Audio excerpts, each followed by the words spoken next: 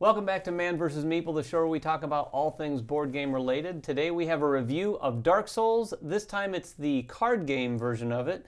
It's from Steamforged game, and this is sort of the card game version of its big brother. Yeah, absolutely. So it is kind of a pseudo deck builder in a very small way. In a very slight way, yes. So each player is going to represent one of 4 archetypes from Dark Souls. You have the Assassin, the Knight, the Herald, and the Sorcerer.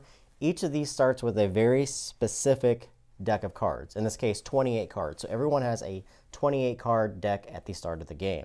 The idea in the game is that through 5 possible rounds, I don't want to say rounds, but 5 bonfires, these are kind of the timer in the game, you have that much time to kill 2 bosses. On the exploration board, you have 2 very specific bosses. If you flip it over, you have 2 other unique bosses. Your goal is to kill both of these before the bonfires die out. Yeah, it's a bit of a push your luck, but not push your luck in the board game sense. Yeah. You are pushing your luck just like you do in the video game of Dark Souls by encounter after encounter deciding, do you want to go back to the bonfire or should we move on to the next fight? Yeah, so it feels, I'll just say that right from the start, it feels very much like Dark Souls. Yes. It feels like that kind of push your luck, keep going before you die in hopes that you get a lot of treasure, but you're extending out your possibility of getting more benefits to the course of the game. Yeah, because when you die in Dark Souls, the video game, you lose everything and you have to get back to that location to pick it all up. Yep. This has a little bit of that too. If you beat an encounter and you go on to the next encounter, if you die, you're going to lose that all your progress, unless you get through that next encounter. So let's talk about the game. So what we have here is a bunch of cards. So this is the exploration board. During a group's turn, they're allowed to decide where they want to go, and the center marks where the bonfire is located. The bonfire itself is represented by 5 cards, ranging in numerics from 1 to 5. As you burn a bonfire, you're going to flip that card over and reveal the bonfire underneath it, which will give you a benefit. It'll give you access to more cards, but it's your timer within the game. As the players decide, they're deciding if they want to go to interlinked different locations to explore those locations, typically to fight different mobs or creatures. There's level 1s, there's level 2s, there's level 3s, and then there's the bosses on the side. When you travel on this exploration board, you have to travel from one linked location to another. Once you clear that spot, you're free to travel through it until you go to the bonfire, which will reset the entire board. Yeah, which, amazingly enough, this little board also really recreates that feeling in the game where you're running through, clearing a place out. If you don't use a bonfire, it's cleared, so you can freely move about. But just like the video game, once you go back to the bonfire, those rooms reset and you have to have another encounter. The cool thing about this one is it's not the same exact encounter every single time when you reset. Yep. On the outskirts of this exploration board, you have the 2 decks of cards that represent the 2 different bosses. You have a double-sided card showing the 2 different forms of that boss. You'll have to fight through one form, then he'll kind of evolve and become stronger. And then they also have their own deck of cards which represent the different types of attacks that they'll do, which is completely randomized. Yeah, the boss fights in this, again, feel in a weird way similar to the board game version of Dark Souls, but in a card game form. These cards are going to vary from attacks that it has. Some of them even have extra minions in it that are on the board fighting you as well. You have the character board and then the minion board. This is where the combat within the game takes place. It's done in columns, so people in this column can attack each other, this column and this column, and then positioning matters. You have melee, which have to attack the player in front of it, and then range can shoot over other players. We'll explain that a little bit more as we go. You have your different encounter decks. Each of these encounter decks may have a different number of minions that you have to face on them, how much treasure they may drop, depending upon the number of players that are participating. So that's why you see a sliding scale over here. So you have easy, medium, and then hard enemies, each with their own sets of enemies underneath of them. You have a number of treasure. You have common treasures. These are things that will drop through the course of the game. You won't know what they are until you go back to the bonfire and rest, and then everyone has access to those cards. And then you have transfused treasure. These are the high-end, nice treasures that the bosses typically drop. And then you have a bunch of cards that you can buy. Now, you will be filling your deck with both the treasure cards and new stamina cards. Let's actually talk about the cards within your deck itself. In each player's deck, they're tuned to that type of archetype character. So as a spellcaster or a sorcerer, I have like maybe a small shield and a staff and then a robe.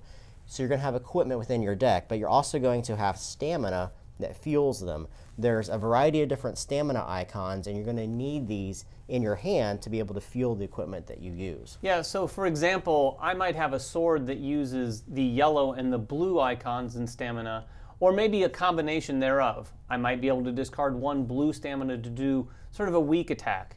Sometimes you discard 2 different stamina to do a stronger attack, and then even still, you might have to spend a card and discard the actual weapon you're using so that you're not getting that back. Because a lot of the weapons will actually, once played, bounce back into your hand unless you don't have all the stamina that you need to play it. Exactly. So when you're looking at the anatomy of a card, you have a variety of different things. These are the section of the line that bounces back. These are the ones that are expended. The icons that are used, and then what it provides. Some of them provide attack, some of them provide defense, some of them allow you just to evade the attack completely and take no damage at all. Yeah, I did that quite a bit as the assassin. So again, as David said, it's very important on which stamina cards you use and then cycling through those cards, because your deck not only represents the equipment that you have, it also represents your life. Because when this deck runs out for any of the players at the table, the whole party dies. They lose all of their loot that they've collected, and then they go back to the bonfire. So you want to be able to kind of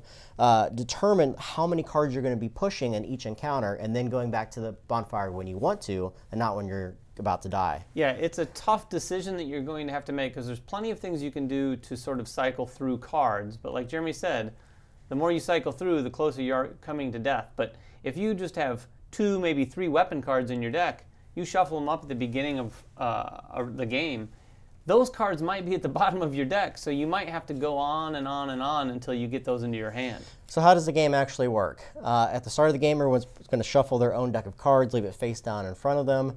They will then decide which side of the board they wish to use. They're going to set up their bosses, and then they move out from the bonfire. As a team, they decide where they want to go. So from the bonfire, I can immediately go to a level 1. I could go to a level 3, which isn't advised. Ill-advised. Or to a level 2. When you go to those locations, the first thing you're going to do is you're going to draw an encounter card, depending upon the icon that is there. So again, you have level 1, level 2, and level 3. When you draw that, depending upon the number of players, in this case we have 4, it'll tell you what you need to draw. In this case, we draw 2 treasures, or 2 common treasures, and we put them in that location face down. And then we need 3 common enemies and 1 medium enemy. So you're going to draw these from the deck in turn order. Each of these enemy cards will tell you where they spawn on the battle board and what section of the board they will attack.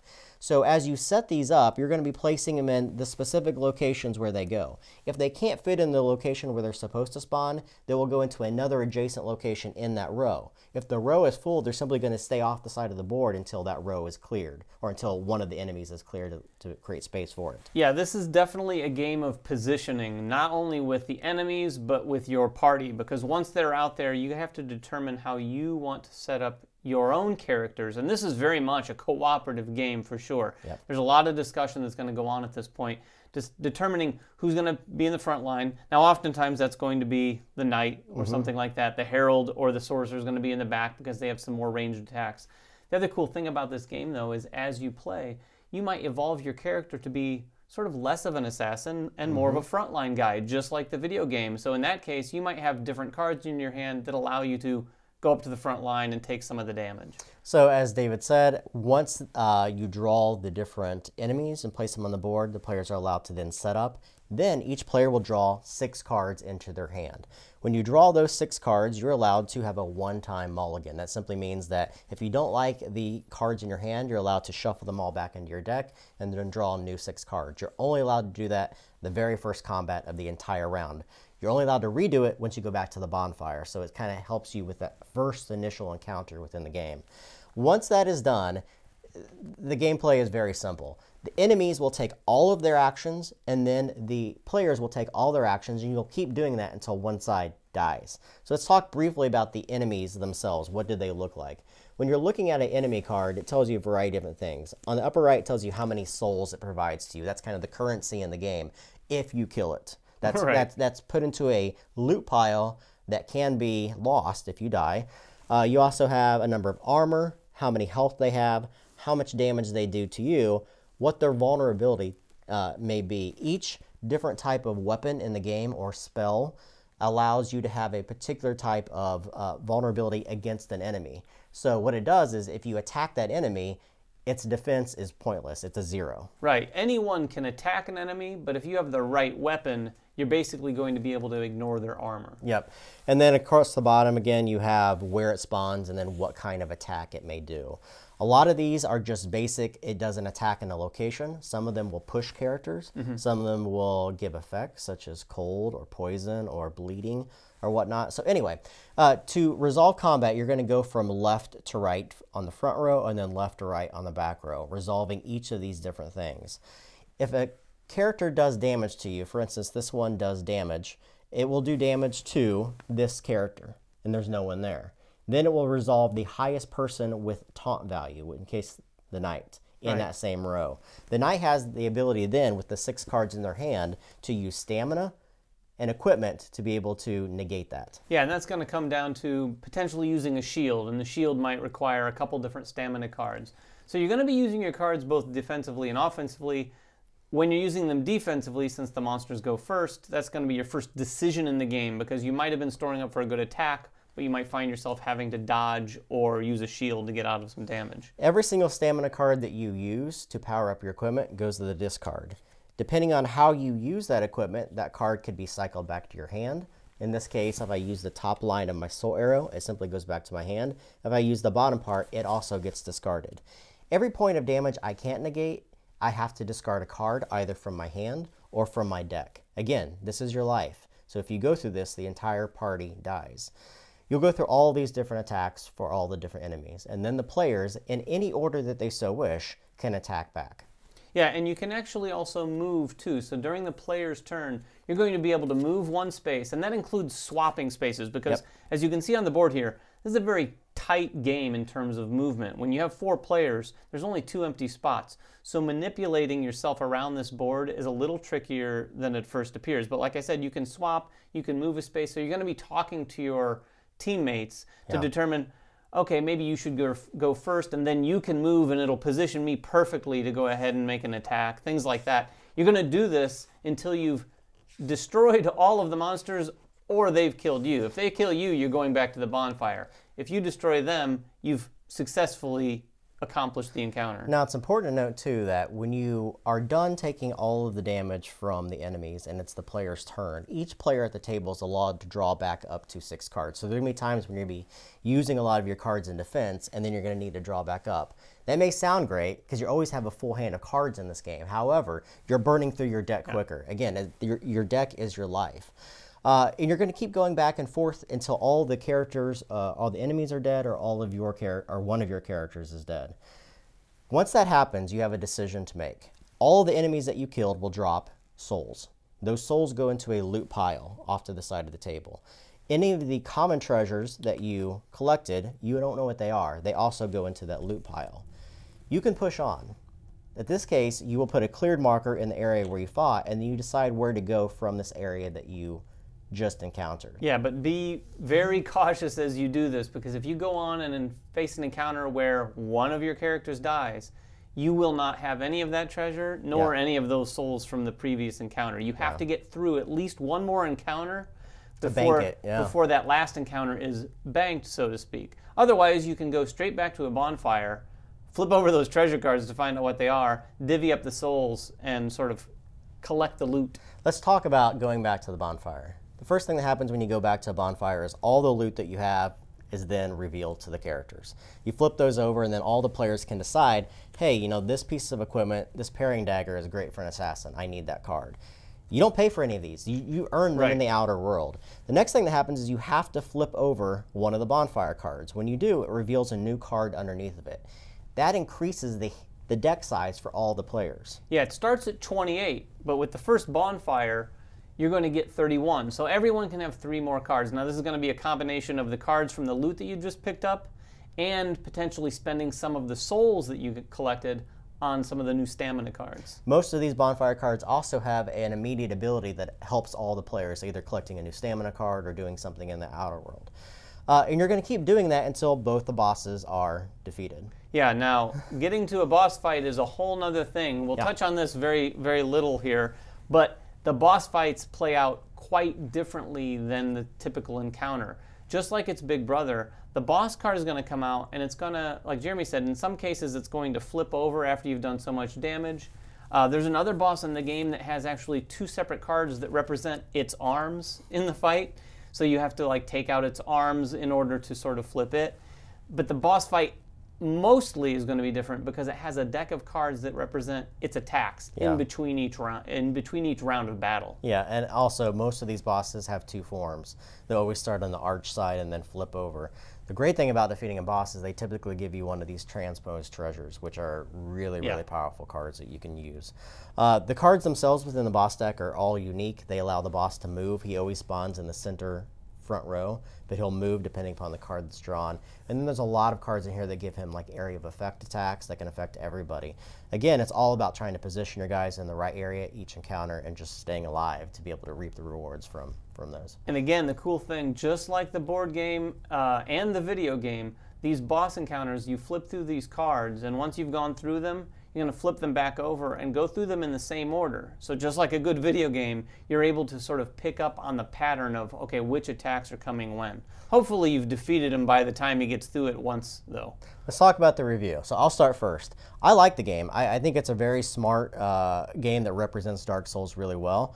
I love the deck building aspect, and it feels like really good cooperation that goes on between rounds. You're really like saying, hey, you have this card, you have this card, can I have a couple souls to buy this card? It's fun building your deck up and getting the right cards for the right deck. But also, on the flip side, it really tailors itself well to players that have played a lot of CCGs or LCGs and know how to it's kind of like Magic the Gathering. Yeah. When you play Magic, you have the right combination of lands and then summon cards. In this, if you put too many stamina in your deck, you're not going to have anything to use, right? Yeah. So you have to really know how to tailor your deck. In one of our games, I was with the assassin, and I picked up a new weapon, the parrying dagger, in fact, that allowed me to completely dodge an attack. So it was fantastic for the group. I was able to get up into the front line. If there was a heavy enemy, I'd be able to just dodge his attacks until we were ready to make the kill. But once that parrying dagger went back in my deck, and I had to shuffle, I had put too many stamina cards to power that parrying dagger in there, and the parrying dagger happened to be towards the bottom of my deck. So it became all about really trying to fight my way down through the deck to find that card, by which point I was very close to death. So like Jeremy said, you have to be careful about balancing that. So if you're a first-time player to games like that, you want to keep that in mind for sure. The other thing I would say, not exactly a negative, but if you like Dark Souls, you'll probably appreciate the grind. Oh, absolutely. Of a game like this. But it doesn't feel as grindy as the board game at all. No, it doesn't feel as grindy as the board game, but it's definitely got that sort of rinse and repeat aspect that the video game has, that people who love the franchise have grown to love about the game itself. So that is there. So I think some tabletop players might experience that. If you're not familiar with the video game or don't appreciate that, you might feel like, oh, this is a little bit of like, let's go into another room, fight it, let's go into another room, fight it. Okay, we might be prepared now to take on the boss. And then you might find out you're not. So you have to do a little bit more grinding. So that's just part of the game. I think we both appreciate that because we're fans of the series. What do you think about the actual like cooperative aspect of it? Do you feel like there's a lot of cooperation that goes on? I actually felt like there's more cooperation, or it requires more cooperation than the board game version. I agree, yeah. The movement of the players on this board is so much more important because you can find yourself kind of stuck in a certain situation. And I don't know if they meant to do this, but there's a lot of aspects of the game like that that kind of remind you or are reminiscent of those same feelings when you play the video game where you're stuck in a corner and things like that. You really get that vibe from this board. Yeah. The only other negative I would have about the game is I don't think the rules are very well written. I've had to read through it several times. There's a lot of examples that could have been included, so I've had to go to the actual company themselves to get answers. So if that's a problem, ask those questions in the comments because I could probably answer them for you about the game. Yeah, I'd say on the upside, this is an extraordinarily streamlined version of a Dark Souls experience. Yep. I think I'd probably get this to the table far more than I would the board game version. Yep. We both enjoyed the board game version pretty well, yep. but to be honest, it hasn't found its way back to our table too often. Right. I think this one would. I'd love to see a lot more content in terms of bosses, Because how many bosses come in? 4 bosses. 4 bosses in the base game, and this thing is ripe for just every boss you can throw at it, for sure, because these are the really cool things. We both love games that recreate that video game boss fight feeling, and this game does that really well. Absolutely. So guys, this is Dark Souls, the card game from Steamforged, 1 to 4 players. Takes about an hour to play. Yeah. If you guys have questions about it, make them in the comments below. Subscribe to us, follow us on Twitter, like us on Facebook, and everything else that we do, and we will catch you guys next time. Bye-bye.